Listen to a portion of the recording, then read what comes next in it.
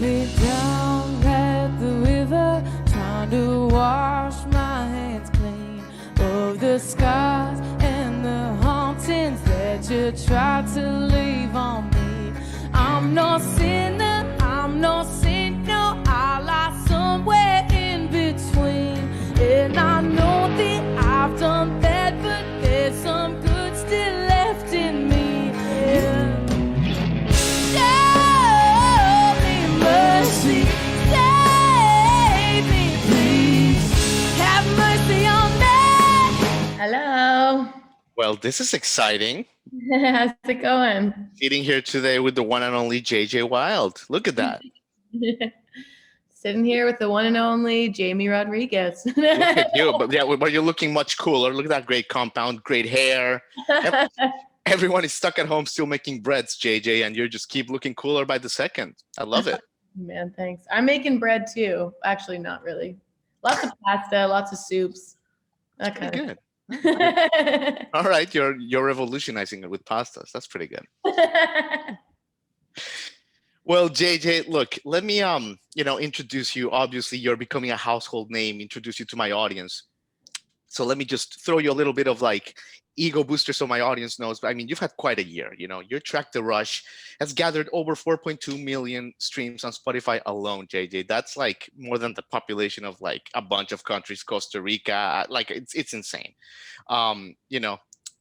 Number one in like a lot of like rock charts, alongside the Black Keys last year, the Killers, Billy Talent, and of course your album Ruthless last summer. Fantastic album. So what a year, JJ. What a talent. Welcome to the show. Thank you so much. I really appreciate it. Yeah. Happy to be here. Absolutely.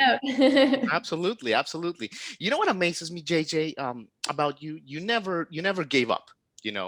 Just like in your story, even when you were working 3 jobs in as early as 2018, and you were gigging in between, and probably a lot of self-doubts came in, you just kept your eyes on the prize and you would just never quit. Did you ever wonder, in the fight and grit to like where you are almost makes you appreciate it more? Does it almost make you appreciate like the fact that you made it like after so much hard work better in a way? I mean, yes, in a way, absolutely, because I still remember crying in my shower thinking that there had to be more than this when I was working those jobs and playing gigs and on this like insane hamster wheel that never seemed to end. It was a really dark time for me. So I definitely think that going through that has made me appreciate what has happened. And it also forces me to continue to work hard because I never want to get to that place again. Absolutely. It was like an all-time low for me.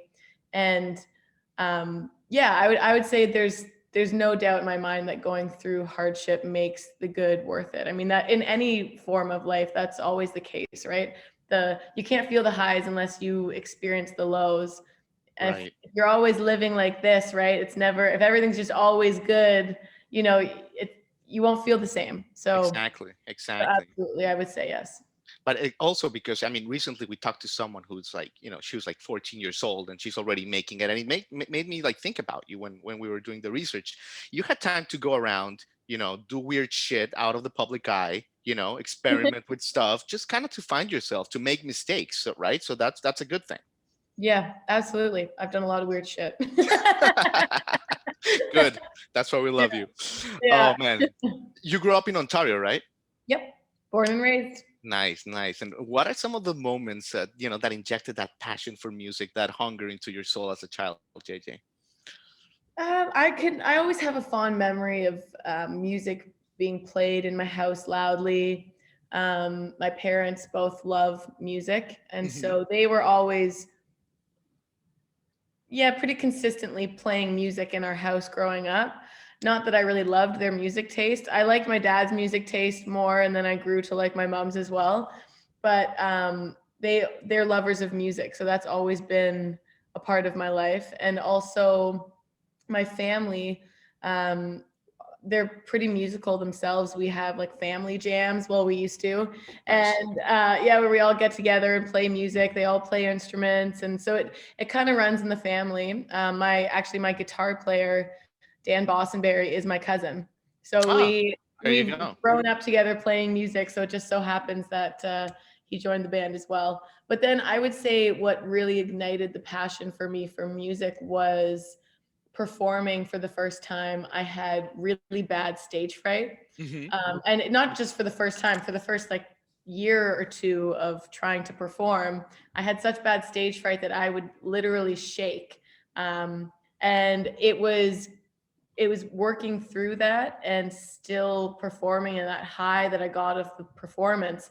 It Right. really ignited something in me to keep going and to keep performing. And it was kind of that unattainable high, because now you just keep going for it, right? Like you keep performing and you keep wanting to feel that. And I honestly, I do every time I walk out on stage and there's people there and we share this moment of music, it brings me back to that original feeling. And it's yeah, it's unexplainable. Nice, nice, nice. Do you still get nervous before you go on stage? Yes. Yeah. Yes, definitely, right? It's funny Yeah. you met because we've had one of our friends of the show, John Oates of Hall and Oates. He says he still gets petrified after 30 plus years career. Like it never goes Yeah. away. He says.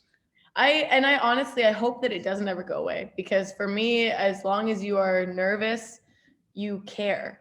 You know what I mean? At the moment that Yeah. I just don't give a shit going out on stage, I shouldn't be performing anymore, because then you've Right. lost whatever made it right in the first place. You know what I mean? So Love yeah, that. I hope I still get nervous. Sometimes I just try to channel it differently. Like I'll kind of talk to myself and be like, I'm not nervous, I'm excited. And I'll kind of try to do that. But it's always that like butterfly feeling. And yeah, it's great. I love it. I love it, JJ. So, okay, so you struggle, you make it, you get discovered, you sign up with Black Box Recordings, and you start working with producer Frederick Faye. Was he almost like flabbergasted when he sits down with you and he's like, "Okay, JJ, what do you got?" And you bring out like 500 songs that you've written throughout the years. Was he almost like, "What the hell am I supposed to do with this?" So it kind of happened like that, but he had a bit more warning than me just bringing it out there. So what happened was, it was actually my manager that first got those 500 songs. So we had met through another band, and we wanted to work. He wanted to work with me and set up the meetings and everything. And I got really excited. And then he kind of disappeared for a little bit. Hmm. And I thought, shit, there was my chance. I blew it. I only sent him like 5 songs that I thought were the best songs, and I must have just ruined it. It's like And then, dating. pardon? It's like dating. Yeah, exactly. I'm like, I blew it. Like, damn it. And so I thought that avenue was closed. And then I think it was 3 months later, he just messaged me out of nowhere saying, "Do you have any new music?" Hmm. And so in my mind, I thought, well, if he wants new music, I'll send him everything. So I literally compiled a Dropbox folder of monthly folders with all the songs in it, yearly, and it was just this Wow. huge file of music. And I said, there you go. And it wasn't like all of these songs were complete. Like I was giving him melodies, I was giving him one-liners, I was giving him everything that I had created in the past Wow. like 2 years or so, Amazing. because I didn't want to miss my shot again. And he saw that, and I guess was No. either I I no. don't know what his reaction was, to be honest. I can only imagine how many hours it took you to have that Dropbox nice and pretty, because we know about Dropbox here and it's a nightmare. So Yeah, good for you. it took me like a couple weeks. Exactly. Exactly. And then I mean, you boil it down with him. For your first song EP. I mean, that's unbelievable. It's such a great EP, but it's 4 songs only. Like, how did like that must have been the craziest filter to get it down to those 4 songs. It was interesting. It didn't take as long as you would think it did, and this is where Frederick really came into play. So I gave Jason these songs. He started to send me on writing trips, and that's when I met Frederick. And instantly we had a great connection. It was easy. The ideas were flowing. It was very easygoing, and nobody had an ego. That was the biggest thing. Neither one of us were trying to be right. We were just trying to create music. Yeah. And so it was very open and free. And we started with, well, first of all, before I went there as kind of pre-production, I made a list of my favorite songs out of the pile, and he made a list. So when we got there, we thought, okay, let's work on the ones that are both on our lists. Yeah. And there was a few that were the same. So we Right. started with those ones. And it quickly turned into, if nothing came from it in the initial trying to work up the song, we would just move on because there was so much material.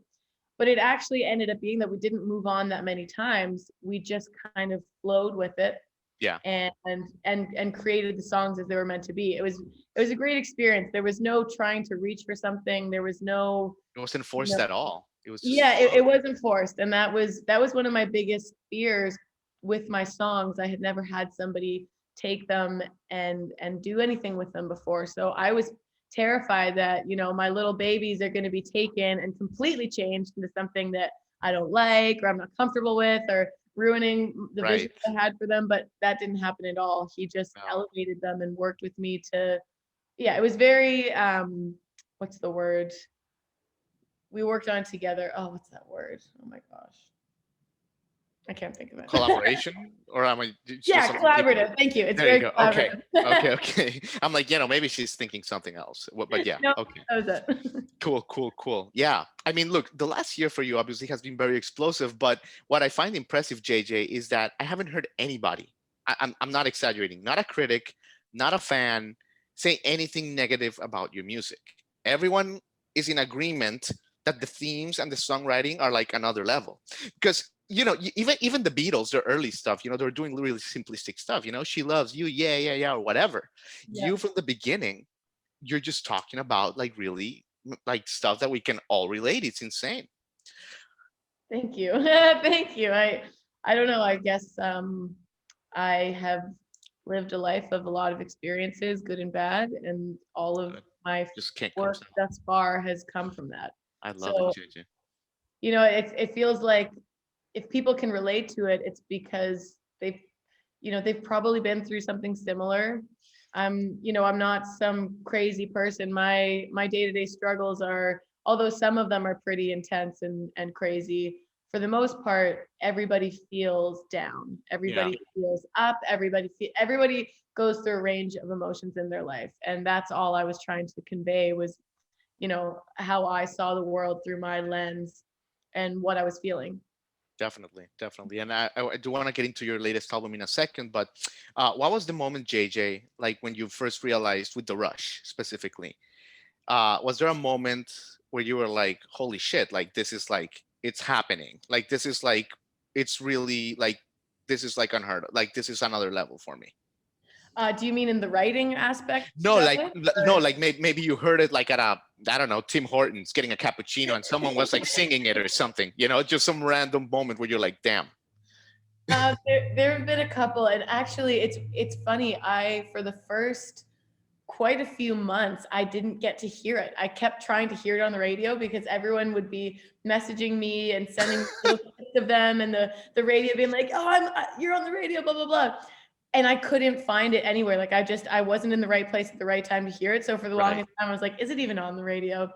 And but no, that definitely happened a few times driving. It's such a strange feeling and an interesting sensation to hear the song and then in the first couple beats be like, wait a second, I know that song. Wait a Yeah. second, that's me. What? Like, it's very surreal. So I'm definitely not used to that at all. That's great. What a great feeling, JJ. And that, I mean, you talked a little bit about how you gathered all your ideas before, and I think that one of the things you did with the Rush is, with that famous phrase, "I woke up in the morning in a panic, had my red dress on again." You recorded it on your cell phone, right? I did, yeah. I was hungover in the morning after going out with my bartending friends from the bar that I worked at, and I was late for work at the spa that I was supposed to be opening that morning. And I did exactly that. I just stumbled out of my bed. I was still wearing the clothes that I had on from the night before, and I was like stumbling across my apartment, going to the kitchen to try to make some coffee, and I was kind of Yeah. literally in a panic, being like, shit, I'm late for work. And this idea came up, and I have a very strict rule with myself that if I feel that certain feeling of inspiration where I'm like, I got to get this out, nothing else matters. So I just sat down with Yeah. the guitar, and it really, the first draft of that song was just mumbling. It was just me kind of like mumbling it into my phone. It didn't really make Yeah. sense. And it was Frederick that then listened to that and pulled from it and thought, this song is worth chasing. Yeah, And so we did. that's amazing that he connects to your brain like that. He You did. know, Yeah. that's a really good chemistry, actually. Really Yeah, impressive. it was incredible. I remember when he brought up that voice note actually, and I was like, Fred, these are just mumbles. Like I didn't get it at first. And he was like, no, I think there's something here. So then we sat down. He started to do the little like chugging guitar thing, and then all of a sudden the rest of the song came out of me. And we Unbelievable. wrote it in like an hour. Like it was something crazy like that where it just kind of like bleh, it all came out. And yeah, it was a good Unbelievable. experience. So if you're with your friends that, out shopping, well, not anymore with COVID, I don't know, whatever the hell, and you get like some crazy idea, maybe you're watching a movie with your family, do Uh-huh. you kind of just have to like leave the room and be like, hold on a second, I gotta record this. Yep. Everyone, yeah. Yep, absolutely. There's nothing, no situation where I won't do that. I Right. mean, maybe, I haven't come across a situation yet. Right. I love it, JJ. Now, breakfast in bed, actually, I have to tell you, it's one of my favorites. Because it's very different. It's such a groovy song. Very different from the others. What can you tell us about this one? Because I like that it's like a palate cleanser in a way from the rest of the album. Well, this song, I wrote on one of my trips to LA when I was working with Fred. Hmm. And I was in an Airbnb and I was eating breakfast in bed. I'm not kidding. I woke up that morning. I felt really inspired and I was going to the studio in the afternoon to continue. We would usually start around 12 or 1 and then go until the wee hours of the night. And so I had the morning to myself and I was eating my breakfast in bed and I just started writing. And I didn't have a guitar with me at the time, so I was just writing melody and lyrics. Yeah. And I don't know if it was the whole song or definitely the verse and chorus just kind of came out. And then as soon as I got to the studio, I was in this excited panic of, Fred, we got to work on this now. I love it. I I'm so love it. excited. And it was a very interesting writing experience because up until then, I do most of my writing with an acoustic guitar. Yeah. And every so often I'll do that where there's an idea that just needs to get out onto paper and I don't have any music behind it. But that's a rarity. Usually it's the music comes and then I start flowing with it and then that progresses. So it was a fun kind of I don't know, a one-off thing, but I love but it. now I'm getting more into that where I just write out the ideas. I'm experimenting more and trying to diversify my writing styles, I guess. But No, but you know what? I like your style. We do our thing from Nashville, and everyone here is like so academic about it, and it's like this whole thing, this whole, and sometimes I'm like, you need some more JJ Wilde into your life. We should some more sprinkled. I'm gonna go out to the balcony later and just throw some JJ Wilde into music, bro. Yes, that's what we need a little bit to balance this town. I love it, JJ. Thank you so Um, of course. I mean, look, you've been so generous with your time, and I do want to play a little game with you in a second, but I have to talk about Best Boy, right? About the video, Yeah. because what a freedom of expression. I don't even know how to say it, but it's a wonderful, wonderful video. All the feelings, really well shot, because it doesn't you really pull all the strings without being like vulgar, for a lack of a better word. You just like you play the line perfectly. It's beautiful. Tell us about it. Thank you. So that song is pretty important to me in the sense that, and the video to go with it, it was a very clear vision of what that was supposed to be. And it's all about twisting the societal norms that have been placed on women of being able to men doing something. It's like a double-edged sword, men doing something and women doing something. And yet it's so wrong for a woman to dress a certain way or, whatever it may be, it's all bullshit. And so I've been dealing with that my whole life as a woman in music, a woman in the service industry, serving at restaurants and Right. bars, customer service. You get all types of people. Unbelievable. And it's a consistent theme that has been through my life. And so I'm just sick and tired of it. And I know so are a lot of women. We don't want to be told who or what we can do. We don't want to be told what to wear. It's none of their freaking business. So, so this video, I was having a lot of fun with this song and just trying to flip that and having it be from the man's perspective, but it's from the woman's perspective, doing all of the things that the men do and say. And then with this video, it took on a new meaning because we recorded during COVID, there was certain restrictions and we couldn't have all the extras that we wanted. And so the director's idea was to put out a casting call, but a virtual casting call. And originally this was for extras. And we thought, okay, we were allowed to have, I think, 10 people on set or something. So we were going to pick the 10 people. Right. And it basically was this dance to this song however you want, wearing whatever you want. And then saying this is kind of like a sexy theme video, but freedom of expression. And we got this, overwhelming pour of all of these videos come in. And at that moment it wasn't just women. That was the best part. There was men in short shorts and full on makeup, and the whole thing.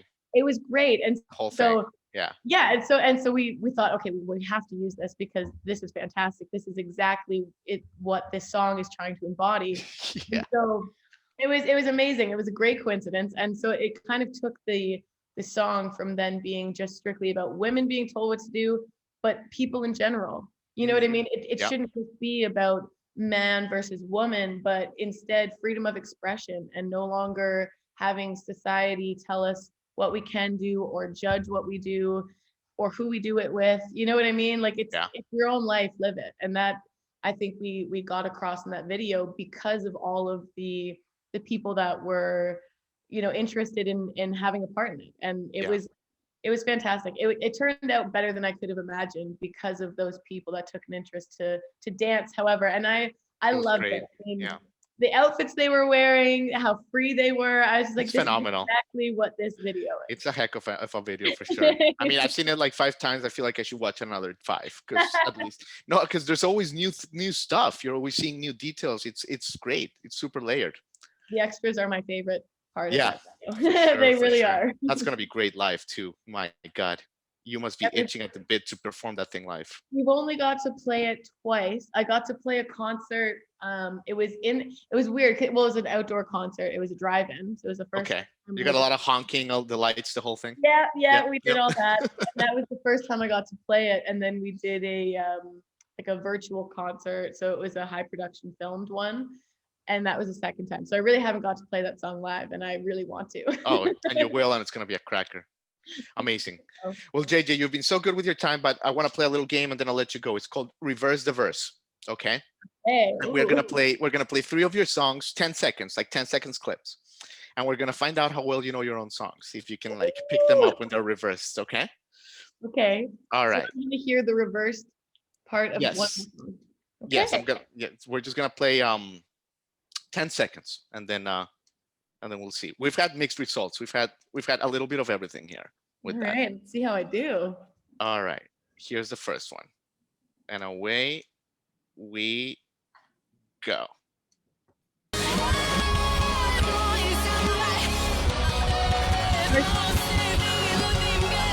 Which one? Mercy? Yes. Ding, ding, ding, ding. Very good. Oh no, I don't know. Very good, very good, very good. Okay, let's go for the second one. Okay. All right. Here we go.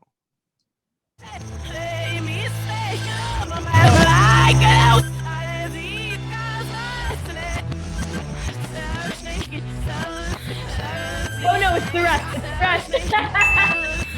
The Rush, yes. I thought it was Home, but it's the Rush. The Rush. Very good. Wow. I was like, that's in Home, but no, that's definitely the Rush. There's good. There's an artist in tune with her own creative process. Okay. All right, and we have one game. more. I like this game.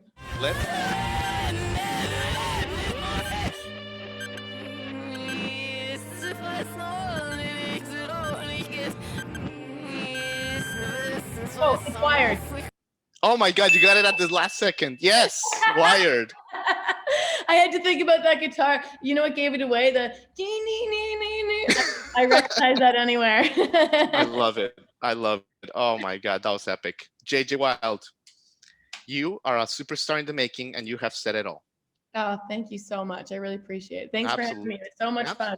Absolutely. Absolutely. Listen, after this thing is over, and I think that we're turning the corner, the world is anxious to get to experience you live. So we know where you're going, and we're really excited for it. Oh, thank you so much. I can't wait to Absolutely. play again. Live shows, let's go. It's coming. All right, JJ. Thank you so much. Have a good one. Take care. Bye.